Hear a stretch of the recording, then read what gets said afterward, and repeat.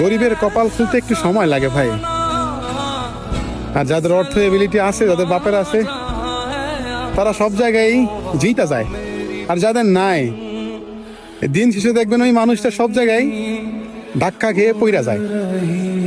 আসলে ভাই মধ্যবিত্ত ঘরের জন্ম নিলে সফলিত হইতে গেলে একটু অনেক কষ্ট করতে হয়, বিশেষ করে মধ্যবিত্ত ঘর থেকে যদি আপনি উঠে দাঁড়াইতে চান, অনেক বিপদ আপদ বাস্তবতার সঙ্গে লড়াই করে উঠে দাঁড়াইতে হয়। তারপরে উঠে দাঁড়াইতে গেলেও অনেক কষ্ট। ঘরের মানুষও আপনাকে ধাক্কা দিয়ে ফেলে দেওয়ার জন্য চেষ্টা করবে। আসলে বাস্তবতায় আমি এখন ভুগতেছি, বুঝছেন।